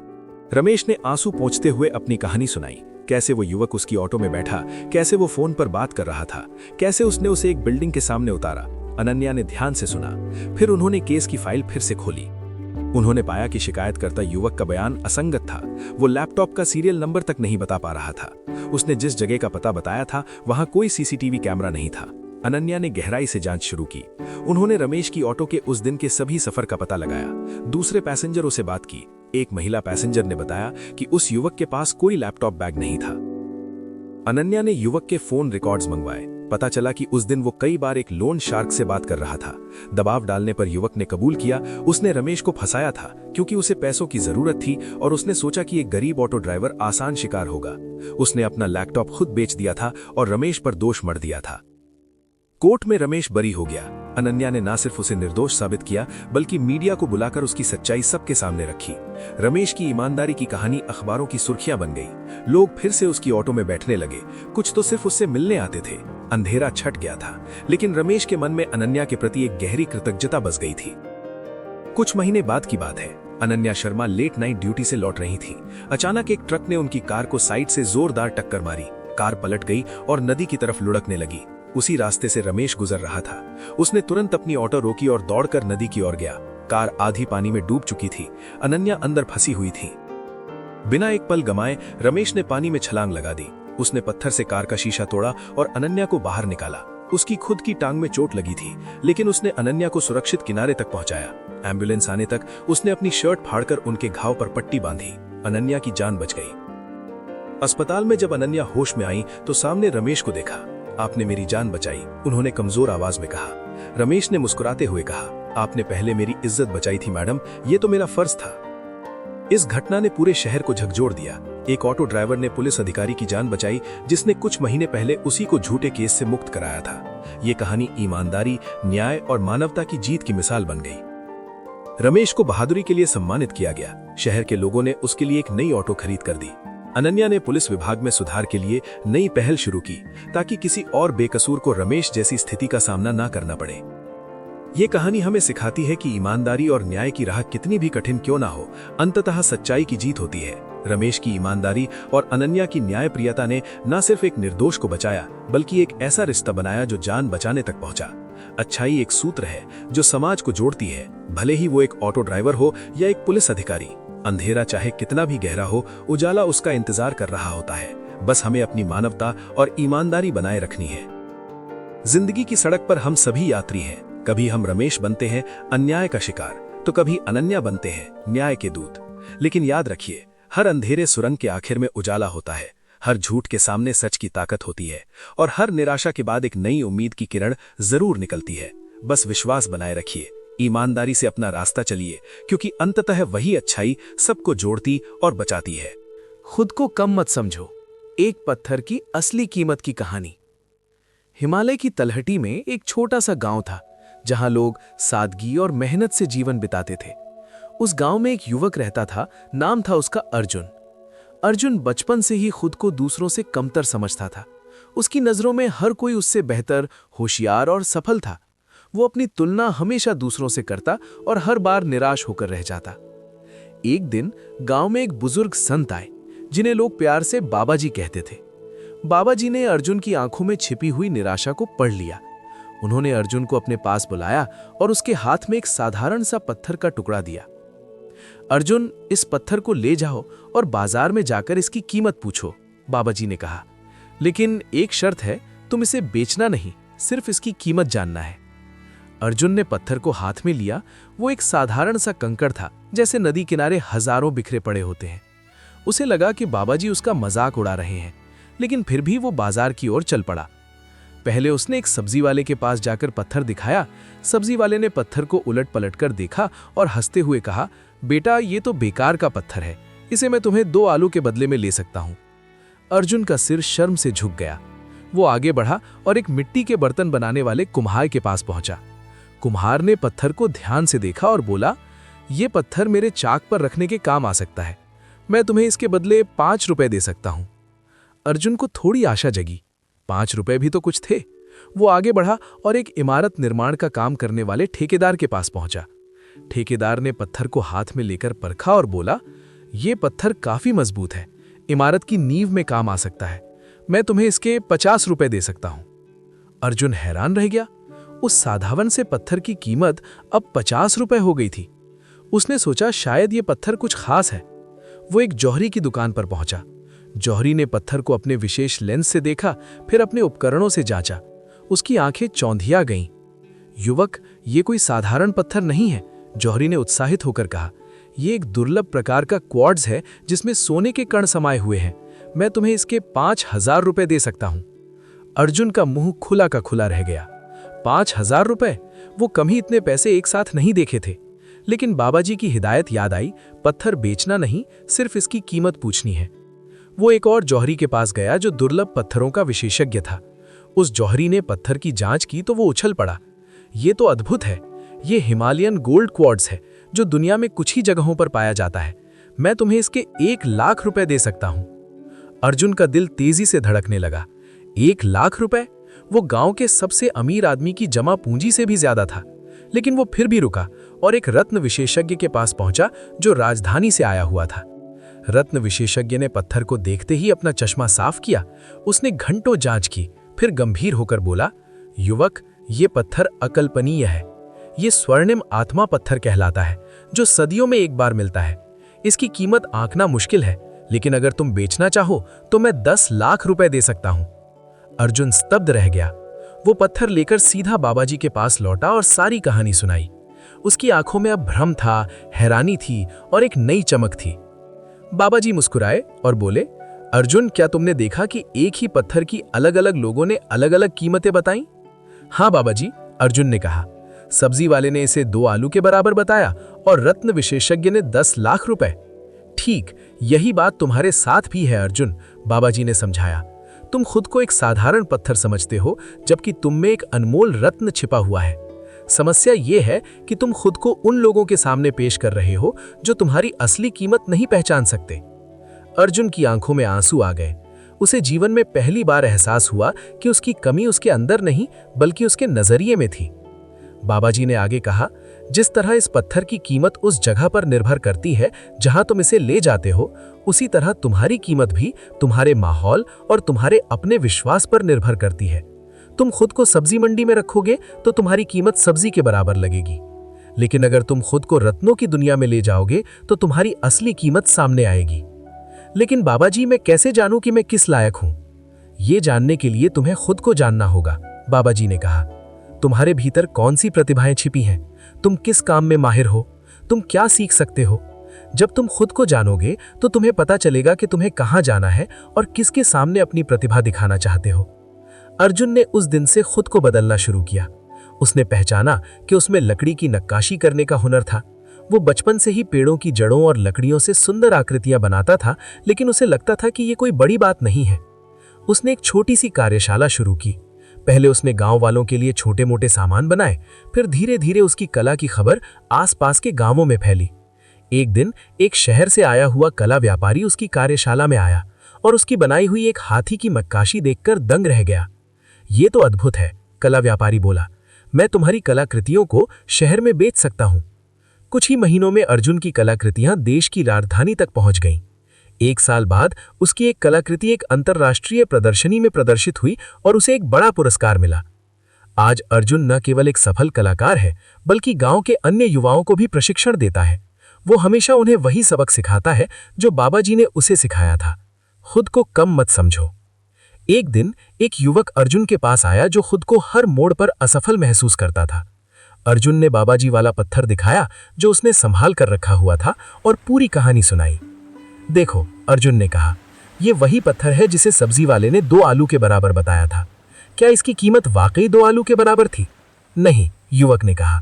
तो फिर समस्या कहाँ थी? अर्जुन ने पूछा। समस्या ये थी कि सब्जी वाला इस पत्थर की असली कीमत नहीं जानता था। ठीक, अर्जुन ने कहा। और जब ये पत्थर उस व्यक्ति के पास पहुंचा जो पत्थरों की कीमत समझता था, तो इसकी असली कीमत सामने आई। तुम भी ऐसे ही हो। तुम खुद को गलत जगह पर आंक रहे हो। तुम्हारी असली कीमत वो नहीं है जो तुम्हारे आलोचक कहते हैं, बल्कि वो है जो तुम्हारे भीतर छिपी हुई है। अर्जुन की ये कहानी आज भी गांव में सुनाई जाती है और हर उस व्यक्ति को प्रेरणा देती है जो खुद को कम आंकता है। तो सीख, तुम्हारी कीमत तुम्हारे आसपास के लोगों की समझ पर निर्भर नहीं करती। जो लोग तुम्हारी कद्र नहीं करते, उसका मतलब ये नहीं कि तुम कम हो, बल्कि इसका मतलब ये है कि तुम गलत जगह पर हो। 2, खुद को जानो। तुम क्या कर सकते हो, तुम्हारी क्या योग्यताएं हैं, तुम किस में माहिर हो, ये जानना जरूरी है। जब तुम खुद को जानोगे तो तुम्हें पता चलेगा कि तुम्हें कहां जाना है और किसके सामने अपनी प्रतिभा दिखाना चाहते हो। 3, अपने माहौल को बदलो। अगर तुम्हें लगता है कि तुम्हारी प्रतिभा की कद्र नहीं हो रही, तो शायद तुम गलत माहौल में हो। ऐसे लोगों और जगहों की तलाश करो जहां तुम्हारी योग्यता की सही पहचान हो। 4. धैर्य रखो। जिस तरह पत्थर को अपनी असली कीमत पाने के लिए कई जगहों पर जाना पड़ा, उसी तरह तुम्हें भी धैर्य रखना होगा। सफलता रातों रात नहीं मिलती। 5. खुद पर विश्वास करो। सबसे बड़ी बात यह है कि तुम खुद पर विश्वास करो। जब तुम खुद पर विश्वास करोगे तो दुनिया भी तुम पर विश्वास करने लगेगी। अर्जुन की ये कहानी हमें यही सिखाती है कि हर इंसान के भीतर एक अनमोल रत्न छिपा हुआ है। बस जरूरत है उसे पहचानने की, तराशने की और उसे उस जगह ले जाने की जहां उसकी सही कीमत मिल सके। तो अगली बार जब तुम खुद को कम आंकने लगो, याद रखना, तुम एक साधारण पत्थर नहीं हो, तुम एक अनमोल रत्न हो। बस तुम्हें खुद को पहचानना है और उस जगह जाना है जहां तुम्हारी असली कीमत पहचानी जाए। खुद को कम मत समझो, क्योंकि तुम्हारे भीतर वो सब कुछ है जिसकी तुम कल्पना कर सकते हो। खामोश इंसान की असली ताकत, एक ऐसी प्रेरणादायक कहानी जो आपकी सोच बदल देगी। प्रस्तावना: शोर के बीच खामोशी। हमारी दुनिया तेजी, शोर और निरंतर अभिव्यक्ति से भरी हुई है। सोशल मीडिया पर लाइक्स और कमेंट्स की होड़, मीटिंग्स में सबसे ज्यादा बोलने की कोशिश और समाज में हमेशा दिखने का दबाव। ऐसे में खामोश इंसान को अक्सर कमजोर, डरपोक या अलग थलग समझ लिया जाता है। लेकिन क्या सचमुच खामोशी कमजोरी की निशानी है? ये कहानी एक ऐसे ही खामोश इंसान की है जिसने अपनी मौन शक्ति से न सिर्फ अपना बल्कि एक पूरे समुदाय का भाग्य बदल दिया। ये कहानी आपको ये एहसास दिलाएगी कि कभी-कभी सबसे गहरी नदियां सबसे शांत बहती हैं और सबसे मजबूत इमारतों की नींव जमीन के अंदर दफन रहती है। अध्याय 1। गांव का मूक लकड़हारा। धौलाधर की तलहटी में बसा था छोटा सा गांव मौंडवन। इस गांव में रहते थे प्रकाश। नाम के उलट उनकी जिंदगी में कोई चमक नहीं थी, या फिर शायद सबकी नजरों से उछल थी। बचपन से ही गंभीर और शांत स्वभाव के प्रकाश को गांव वाले गूंगा तक कह देते थे। हालांकि वो बोल सकते थे, लेकिन उन्होंने चुप्पी को अपना साथी बना लिया था। वो दिन भर जंगल में लकड़ियां काटते, शाम को घर लौटते और अपने बूढ़े पिता की सेवा करते। उनकी बातचीत सिर्फ जरूरी संकेतों और मुस्कुराहट तक सीमित थी। गांव के युवा शहर पढ़ने जाते, नौकरी पाते और छुट्टियों में नई गाड़ियां और चमकदार कपड़े लेकर आते। प्रकाश को देखकर लोग कहते, इससे तो अच्छा है कि बोलता ही नहीं, क्या ही बोलेगा, लकड़ियां काटने वाले की क्या औकात। प्रकाश इन टिप्पणियों पर सिर्फ एक हल्की सी मुस्कुराहट बिखेर देते, जैसे कोई रहस्य जानता हो। अध्याय 2। आंधी और आपदा। एक भयानक मॉनसून में लगातार 3 दिनों की मूसलाधार बारिश के बाद गांव के ऊपर बने पहाड़ से एक विशाल चट्टान खिसकी और गांव के एकमात्र जल स्रोत जीवनधारा नदी के मार्ग को रोक दिया। नदी का पानी रुक गया और गांव में बाढ़ का खतरा मंडराने लगा। साथ ही पीने के पानी का संकट गहराने लगा। गांव वाले हड़बड़ा गए। पंचायत की आपात बैठक हुई। हर कोई अपनी अपनी बात रख रहा था। कुछ कह रहे थे कि बैलगाड़ियों से शहर से पानी मंगवाया जाए, कुछ कह रहे थे कि सरकार से मदद की गुहार लगाई जाए। कुछ युवा जोश में आकर डायनामाइट से चट्टान उड़ाने की बात करने लगे, बिना ये सोचे कि इससे और बड़ा भूस्खलन हो सकता है। चिल्लाहट, अफरा तफरी और बिना सोचे समझे सुझावों का दौर चल निकला। घंटों बीत गए, कोई हल नहीं निकला। इस पूरे समय प्रकाश एक कोने में चुपचाप सबकी बात सुन रहे थे। उनकी आंखें बंद थीं, जैसे वो कुछ याद कर रहे हों। जब सबकी बोलती बंद हुई और निराशा का माहौल छा गया, तो प्रकाश धीरे से उठे। सभा में सन्नाटा छा गया। सबकी नजरें उस मूक लकड़हारे पर टिक गईं जो आज तक कभी सभा में नहीं बोला था। प्रकाश ने न बोलते हुए अपनी उंगलियों से एक नक्शा जमीन पर बनाना शुरू किया। पत्थर से लकीरें खींचते हुए उन्होंने पहाड़, नदी, चट्टान और गांव का चित्र बनाया। फिर उन्होंने चट्टान के एक किनारे की ओर इशारा किया और एक टेढ़ी रेखा खींची जो नदी को एक पुराने सूखे पड़े खड्ड से जुड़ती हुई गांव से दूर निकल जाती थी। गांव के बुजुर्ग सरपंच समझदार थे। उन्होंने प्रकाश की बनाई रेखा को गौर से देखा और पूछा, प्रकाश, क्या तुम कहना चाह रहे हो कि इस चट्टान को हटाने के बजाय हम नदी का रास्ता मोड़ दें? ये पुराना खड्ड, क्या इसमें पानी बह सकता है? प्रकाश ने सिर हिलाकर हाँ कहा और फिर अपनी कुल्हाड़ी की ओर इशारा किया। उनका विचार स्पष्ट था। चट्टान को डायनामाइट से उड़ाना खतरनाक था, लेकिन अगर चट्टान के एक किनारे पर, जहां से पत्थर कमजोर था, सावधानी से काम किया जाए तो नदी का थोड़ा सा पानी एक नए मार्ग से मोड़ा जा सकता है। ये नया मार्ग उस पुराने खड्ड में जाकर गांव से सुरक्षित दूरी पर फिर से नदी में मिल जाएगा। इससे न सिर्फ बाढ़ का खतरा टलेगा, बल्कि गांव को पानी भी मिलता रहेगा। ये विचार इतना सरल और व्यावहारिक था कि सब दंग रह गए। वही युवा जो डायनामाइट उड़ाने की बात कर रहे थे, अब शर्म से सिर झुकाए खड़े थे। प्रकाश ने कभी बड़ी बड़ी बातें नहीं की थीं, लेकिन उनका दिन रात जंगल में रहना, पहाड़ों और पानी के रास्तों को समझना, उसी बेकार समझी जाने वाली खामोशी ने आज पूरे गांव की रक्षा का रास्ता दिखा दिया। अध्याय 4, खामोशी में छिपी विजय। अगले दिन पूरा गांव प्रकाश के नेतृत्व में काम पर जुट गया। प्रकाश बोलते नहीं थे, लेकिन उनके इशारे, उनकी बनाई योजना और उनकी दृढ़ मुद्रा ने सबको एक नई ऊर्जा दी। वो सबसे आगे रहकर सही जगह पर कुल्हाड़ी का वार करके दिखाते। उनकी हर चोट सटीक और सोची समझी थी। 3 दिन की कड़ी मेहनत के बाद चट्टान के किनारे से पानी का एक छोटा रास्ता बन गया, जो धीरे धीरे बहता हुआ पुराने खड्ड की ओर मुड़ गया। खतरा टल गया। उस शाम जब गांव वाले राहत और खुशी से एकत्र हुए तो सरपंच ने प्रकाश को आगे बुलाया। भावुक होकर उन्होंने कहा, आज हमने सीखा कि ताकत चिल्लाने में नहीं, सोचने में होती है। ज्ञान दिखावे में नहीं, अनुभव में होता है। प्रकाश ने अपनी खामोशी में इतना ज्ञान और धैर्य संजोया हुआ था, जो हमारी सारी चिल्लाहट से कहीं ज्यादा मूल्यवान निकला। प्रकाश की आंखों में एक चमक थी, लेकिन उन्होंने फिर भी कुछ नहीं कहा, बस सबकी ओर देखकर वही सदाबहार मुस्कुराहट बिखेर दी। उस दिन के बाद गांव में प्रकाश को मौन सागर कहा जाने लगा।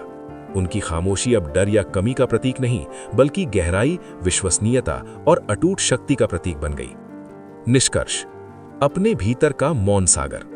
ये कहानी सिर्फ प्रकाश की नहीं है, ये हम में से हर उस व्यक्ति की कहानी है जो शोर शराबे वाली दुनिया में खामोश रहना पसंद करता है। हम अक्सर भूल जाते हैं कि खामोशी अवलोकन की जननी है। जो बोलता रहता है वो सुन और देख नहीं पाता। प्रकाश ने जंगल के हर पेड़, पहाड़ की हर दरार और पानी के हर रास्ते को चुपचाप देखा और समझा था। उनकी ताकत उनकी नजरों में थी। मौन में निर्माण होता है। जब हम बोलना बंद करते हैं, तभी हमारे भीतर के विचार स्पष्ट होते हैं, योजनाएं आकार लेती हैं। खामोशी आत्मचिंतन और आत्मविकास का सबसे उपजाऊ मैदान है। विनम्रता शक्तिशाली होती है। प्रकाश ने कभी अपना ज्ञान झाड़ने की कोशिश नहीं की। जब सही समय आया तो उनके कर्म ने स्वयं बोल दिया। असली ताकत वो है जो अपने आप प्रकट हो जाए, उसे घोषणा करने की जरूरत नहीं पड़ती। शब्दों से कहीं ज्यादा शक्तिशाली है कर्म। दुनिया शब्दों से नहीं, कर्मों से चलती है। प्रकाश ने एक भी व्याख्यान नहीं दिया, लेकिन उनके एक कर्म ने सैकड़ों लोगों की जिंदगी बचा ली। अपने जीवन में इस सीख को कैसे उतारें? सुनने की कला सीखें। अगली बार किसी बैठक या वार्तालाप में बोलने से पहले 2 गुना सुनने का प्रयास करें। आप पाएंगे कि आप समस्या को बेहतर समझ पा रहे हैं। अपनी अंतरात्मा की आवाज पर विश्वास करें। समाज का शोर अक्सर हमारी अंतरात्मा की मधुर आवाज को दबा देता है। रोज कुछ पल चुप्पी में बिताएं, अपने भीतर झांकें। कर्म को प्राथमिकता दें।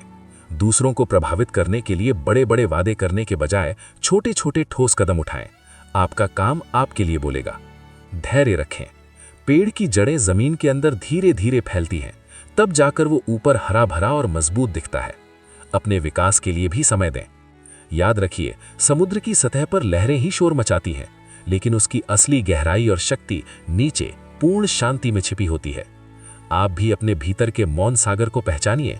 हो सकता है आपकी खामोशी ही वो ताकत हो जो न सिर्फ आपके बल्कि आपके आसपास की दुनिया को बदलने की क्षमता रखती हो। क्योंकि सच तो ये है कि जो सबसे कम बोलता है, उसके पास अक्सर सुनने के लिए सबसे ज्यादा कहानियां होती हैं, और जो सबसे धीरे चलता है वही सबसे दूर तक जाता है। छोटा इंसान, बड़ी सोच। एक ऐसी प्रेरणादायक सफलता की कहानी जो आपको भावुक कर देगी। वो सुबह ठंडी और धुंधली थी। पहाड़ों की गोद में बसे एक छोटे से गांव, नैनीताल के पास स्थित छोटा गांव में सूरज की पहली किरण अभी पहाड़ों के पीछे छिपी थी। लेकिन 10 वर्षीय राजू की आंखों में एक ऐसी चमक थी जो पूरे गांव को रोशन कर सकती थी। उसके हाथ में एक टूटी हुई पेंसिल और कुछ फटे हुए कागज के टुकड़े थे। वो अपने घर के सामने वाली चट्टान पर बैठा अपनी कॉपी में कुछ लिख रहा था। उसकी माँ शांति देवी घर के अंदर चूल्हा जला रही थी, लेकिन उनकी नजरें बेटे पर टिकी थीं। उनके मन में एक दर्द था। राजू के पिता का 1 साल पहले ही निधन हो गया था और परिवार की जिम्मेदारी उनके कंधों पर थी। राजू का परिवार बेहद गरीब था। उनका घर एक कच्ची झोपड़ी थी जिसकी छत बारिश के दिनों में टपकती थी। पिता के निधन के बाद राजू ने स्कूल जाना छोड़ दिया था और गांव के एक होटल में बर्तन साफ करने का काम शुरू कर दिया था। दिन भर बर्तन मांजने के बाद शाम को वो अपने पुराने स्कूल की किताबें पढ़ता और कुछ लिखने की कोशिश करता। उसका एक सपना था, अपनी माँ को एक पक्का घर देना जहां बारिश के दिनों में पानी न टपके। एक दिन जब राजू होटल में काम कर रहा था, वहां एक शहरी पर्यटक आया। वो व्यक्ति श्री अमित शर्मा दिल्ली से आया था और पर्यटन के सिलसिले में इस गांव में ठहरा हुआ था। उसने देखा कि एक छोटा सा बच्चा बर्तन साफ कर रहा है, लेकिन उसकी आंखों में एक अलग ही चमक है। जब राजू का काम खत्म हुआ तो अमित ने उसे अपने पास बुलाया। तुम्हारा नाम क्या है बेटा? अमित ने पूछा। राजू सर, उसने शर्माते हुए जवाब दिया। तुम स्कूल नहीं जाते? राजू ने सिर झुका लिया। पापा नहीं रहे, माँ अकेली है, मुझे कमाना पड़ता है। अमित का दिल भर आया। उसने राजू से कहा, क्या तुम मुझे तुम्हारा घर दिखाओगे? राजू ने हाँ में सिर हिलाया। अमित उसके साथ उसकी झोपड़ी तक गया। वहां की दशा देखकर अमित हैरान रह गया, लेकिन जब उसने देखा कि राजू के पास जो कुछ भी है, कुछ पुरानी किताबें, फटे कागज और एक टूटी हुई पेंसिल, उन्हें संभाल कर रखा गया है, तो उसे एहसास हुआ कि ये बच्चा साधारण नहीं है। अमित ने राजू से पूछा, तुम क्या बनना चाहते हो राजू? राजू ने बिना एक पल गंवाए जवाब दिया, मैं इंजीनियर बनना चाहता हूं सर। मैं अपनी माँ के लिए एक अच्छा घर बनाना चाहता हूं और फिर मैं इस गांव के लिए एक स्कूल बनाना चाहता हूं, ताकि यहाँ के बच्चों को पढ़ने के लिए दूर न जाना पड़े। ये सुनकर अमित की आंखें नम हो गईं। उसने तुरंत फैसला किया कि वो इस बच्चे की मदद करेगा। अमित दिल्ली में एक सफल बिजनेसमैन था।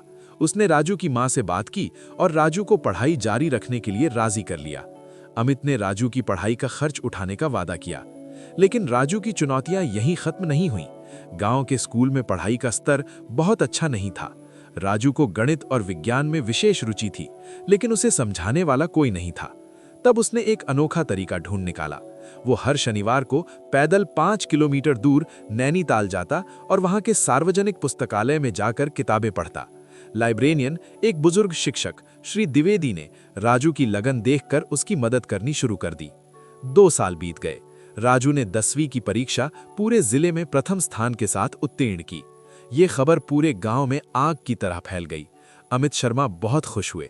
उन्होंने राजू को दिल्ली लाने और एक अच्छे स्कूल में दाखिला दिलाने का प्रस्ताव रखा, लेकिन राजू ने विनम्रता से मना कर दिया। सर, मैं अपनी माँ को अकेले नहीं छोड़ सकता और मैं यहीं रहकर पढ़ाई करना चाहता हूँ। मैं साबित करना चाहता हूँ कि अगर इरादे मजबूत हों तो कहीं भी रहकर सफलता पाई जा सकती है। अमित ने राजू के फैसले का सम्मान किया। उसने राजू के लिए एक कंप्यूटर और इंटरनेट कनेक्शन की व्यवस्था की, ताकि वो ऑनलाइन पढ़ाई कर सके। राजू ने इस अवसर का पूरा फायदा उठाया। वो रोज सुबह 4 बजे उठता, घर के काम करता, फिर पढ़ाई करता। दोपहर में वो होटल में काम करने जाता और शाम को फिर पढ़ाई। 12वीं की परीक्षा में राजू ने फिर प्रथम स्थान प्राप्त किया। इस बार उसके नाम के साथ एक और उपलब्धि जुड़ गई।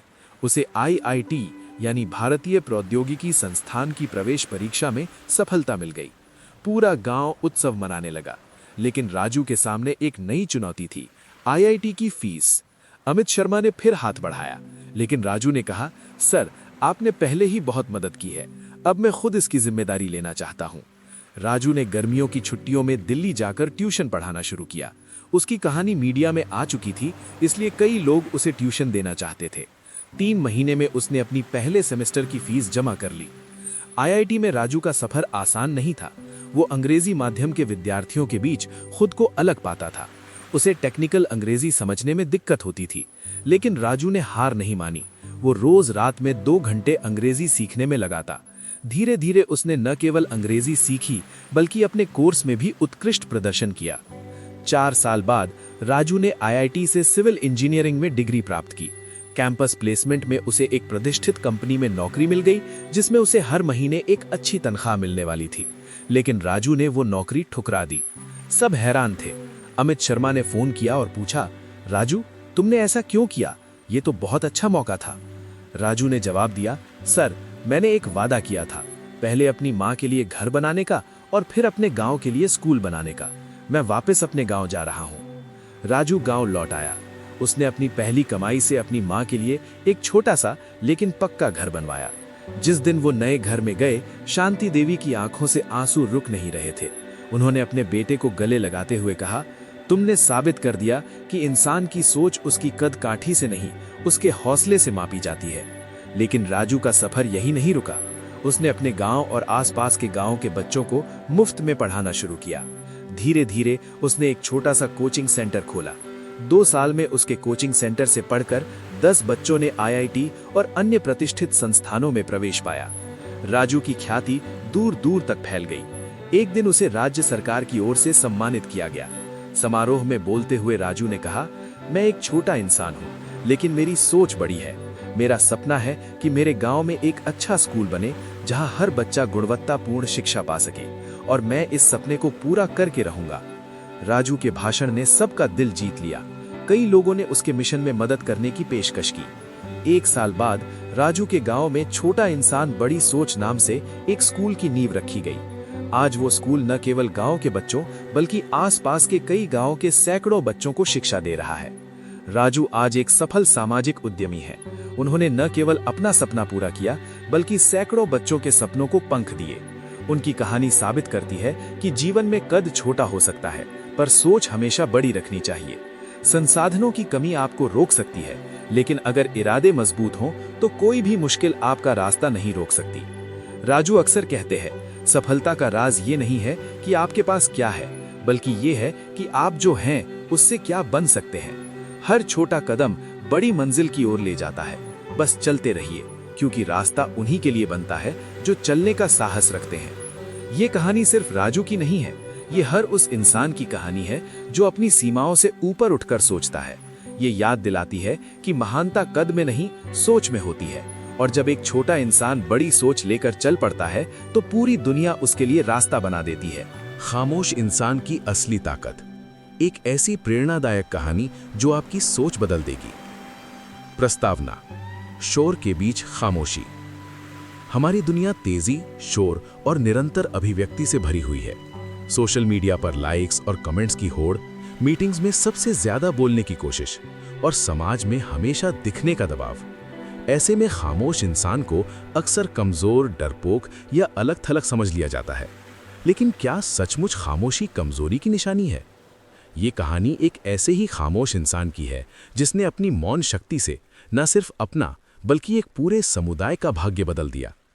ये कहानी आपको ये एहसास दिलाएगी कि कभी-कभी सबसे गहरी नदियां सबसे शांत बहती हैं और सबसे मजबूत इमारतों की नींव जमीन के अंदर दफन रहती है। अध्याय 1: गांव का मूक लकड़हारा। धौलाधर की तलहटी में बसा था छोटा सा गांव मौंडवन। इस गांव में रहते थे प्रकाश। नाम के उलट उनकी जिंदगी में कोई चमक नहीं थी, या फिर शायद सबकी नजरों से उछल थी। बचपन से ही गंभीर और शांत स्वभाव के प्रकाश को गांव वाले गूंगा तक कह देते थे। हालांकि वो बोल सकते थे, लेकिन उन्होंने चुप्पी को अपना साथी बना लिया था। वो दिन भर जंगल में लकड़ियां काटते, शाम को घर लौटते और अपने बूढ़े पिता की सेवा करते। उनकी बातचीत सिर्फ जरूरी संकेतों और मुस्कुराहट तक सीमित थी। गांव के युवा शहर पढ़ने जाते, नौकरी पाते और छुट्टियों में नई गाड़ियां और चमकदार कपड़े लेकर आते। प्रकाश को देखकर लोग कहते, इससे तो अच्छा है कि बोलता ही नहीं, क्या ही बोलेगा, लकड़ियां काटने वाले की क्या औकात। प्रकाश इन टिप्पणियों पर सिर्फ एक हल्की सी मुस्कुराहट बिखेर देते, जैसे कोई रहस्य जानता हो। अध्याय 2: आंधी और आपदा।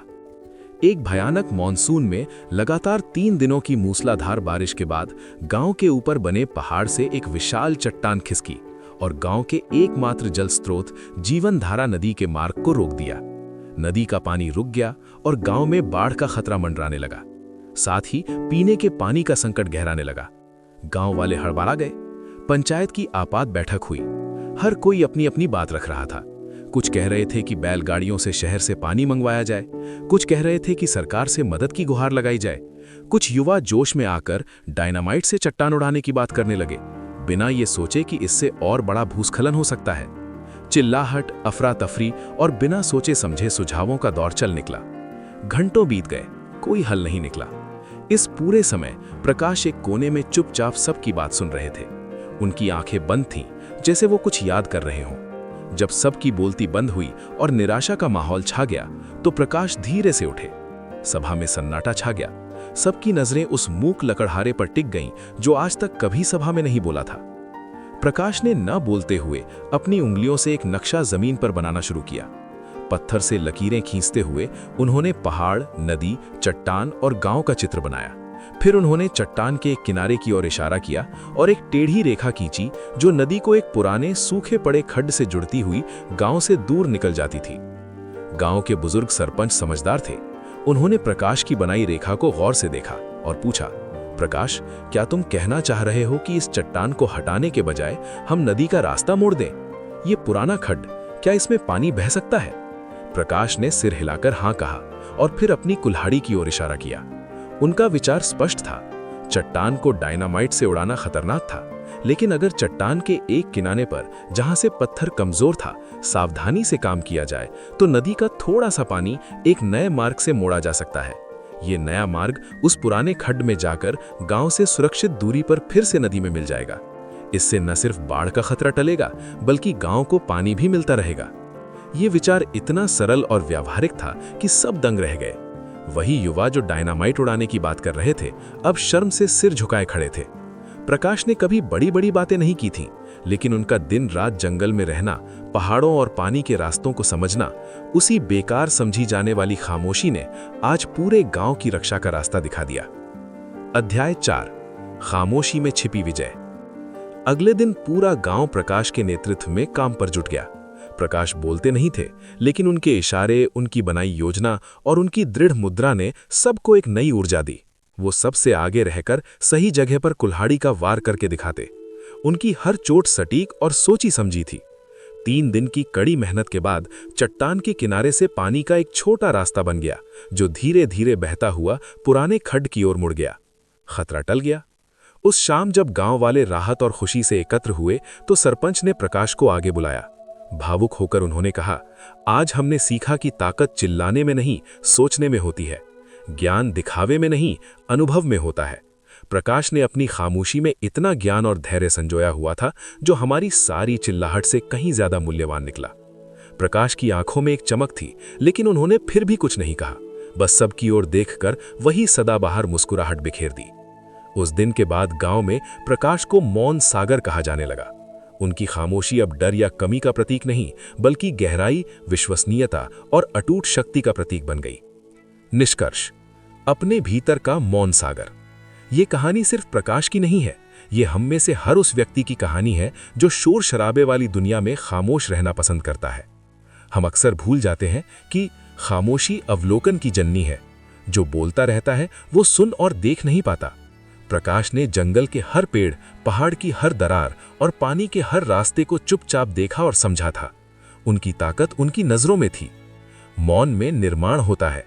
जब हम बोलना बंद करते हैं, तभी हमारे भीतर के विचार स्पष्ट होते हैं, योजनाएं आकार लेती हैं। खामोशी आत्मचिंतन और आत्मविकास का सबसे उपजाऊ मैदान है। विनम्रता शक्तिशाली होती है। प्रकाश ने कभी अपना ज्ञान झाड़ने की कोशिश नहीं की। जब सही समय आया तो उनके कर्म ने स्वयं बोल दिया। असली ताकत वो है जो अपने आप प्रकट हो जाए, उसे घोषणा करने की जरूरत नहीं पड़ती। शब्दों से कहीं ज्यादा शक्तिशाली हैं कर्म। दुनिया शब्दों से नहीं, कर्मों से चलती है। प्रकाश ने एक भी व्याख्यान नहीं दिया, लेकिन उनके एक कर्म ने सैकड़ों लोगों की जिंदगी बचा ली। अपने जीवन में इस सीख को कैसे उतारें? सुनने की कला सीखें। अगली बार किसी बैठक या वार्तालाप में बोलने से पहले 2 गुना सुनने का प्रयास करें। आप पाएंगे कि आप समस्या को बेहतर समझ पा रहे हैं। अपनी अंतरात्मा की आवाज पर विश्वास करें। समाज का शोर अक्सर हमारी अंतरात्मा की मधुर आवाज को दबा देता है। रोज कुछ पल चुप्पी में बिताएं, अपने भीतर झांकें। कर्म को प्राथमिकता दें। दूसरों को प्रभावित करने के लिए बड़े बड़े वादे करने के बजाय छोटे छोटे ठोस कदम उठाएं। आपका काम आपके लिए बोलेगा। धैर्य रखें। पेड़ की जड़ें जमीन के अंदर धीरे धीरे फैलती हैं, तब जाकर वो ऊपर हरा भरा और मजबूत दिखता है। अपने विकास के लिए भी समय दें। याद रखिए, समुद्र की सतह पर लहरें ही शोर मचाती हैं, लेकिन उसकी असली गहराई और शक्ति नीचे पूर्ण शांति में छिपी होती है। आप भी अपने भीतर के मौन सागर को पहचानिए। हो सकता है आपकी खामोशी ही वो ताकत हो जो न सिर्फ आपके बल्कि आपके आसपास की दुनिया को बदलने की क्षमता रखती हो। क्योंकि सच तो ये है कि जो सबसे कम बोलता है उसके पास अक्सर सुनने के लिए सबसे ज्यादा कहानियां होती हैं, और जो सबसे धीरे चलता है वही सबसे दूर तक जाता है। सोच की एक गलती जिसने जिंदगी बदल दी। राजेश की आंखें सुबह 5 बजे ही खुल गईं। अलार्म बजने में अभी आधा घंटा बाकी था, लेकिन उसका दिमाग पहले ही दौड़ने लगा था। आज इंटरव्यू था, वो इंटरव्यू जिसके लिए उसने 6 महीने तक दिन रात एक कर दिए थे। उसने अपनी सबसे अच्छी सूट निकाली, टाई बांधी और शीशे के सामने खड़ा होकर खुद से बोला, तैयार हो जा राजेश, आज तेरी किस्मत बदलने वाली है।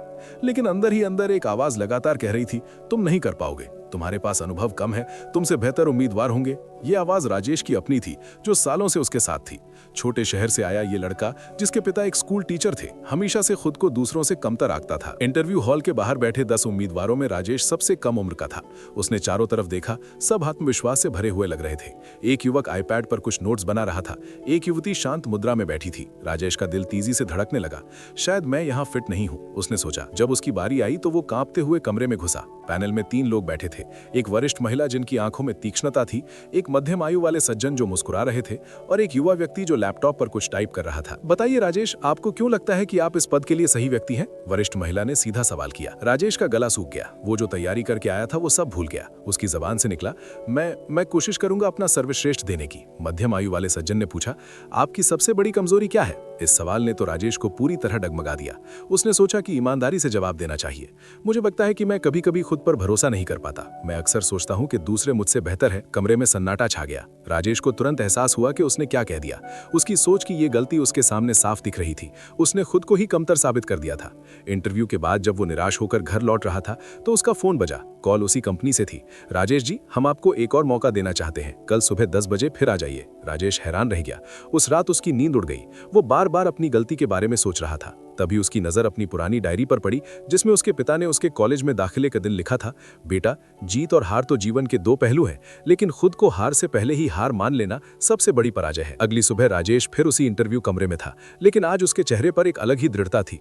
कल आपने हमें बताया कि आप खुद पर भरोसा नहीं करते। आज हम ये जानना चाहते हैं कि क्या बदलाव आया है। राजेश ने गहरी सांस ली और बोला, कल मैंने अपनी सबसे बड़ी गलती स्वीकार की। मैंने खुद को कम आंका, लेकिन आज मैं यहाँ ये साबित करने आया हूँ कि मैं उस गलती को सुधार सकता हूँ। मेरे पास शायद उतना अनुभव ना हो, लेकिन मेरे पास सीखने की ललक है। मैं गलतियां करूंगा, लेकिन उनसे सीखूंगा।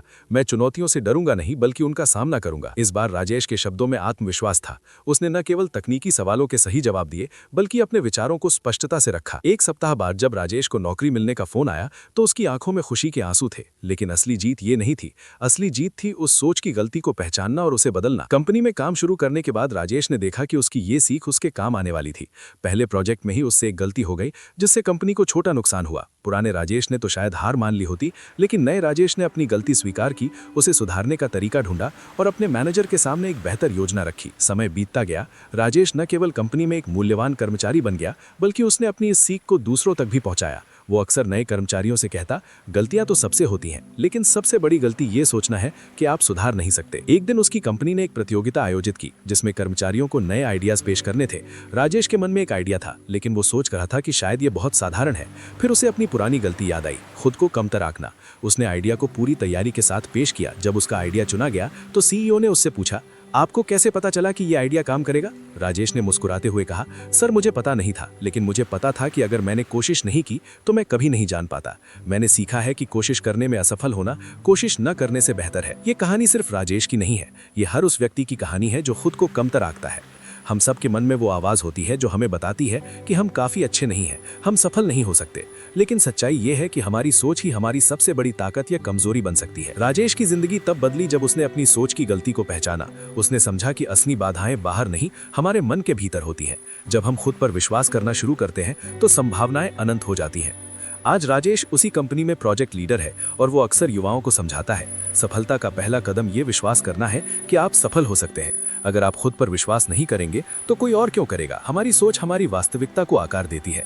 एक गलत सोच हमें उन ऊंचाइयों तक पहुंचने से रोक सकती है जिनके हम हकदार हैं। लेकिन अच्छी खबर ये है कि सोच बदली जा सकती है। राजेश ने यही किया। उसने अपनी सोच की गलती को पहचाना, उसे स्वीकार किया और उसे बदल दिया। अगर आप भी कभी खुद को कमतर आंकते हैं तो याद रखिए, आपकी सोच की ये गलती आपकी पूरी कहानी नहीं है। ये सिर्फ एक अध्याय है जिसे आप बदल सकते हैं। बस एक बार खुद पर विश्वास करके देखिए, आपकी जिंदगी भी बदल सकती है।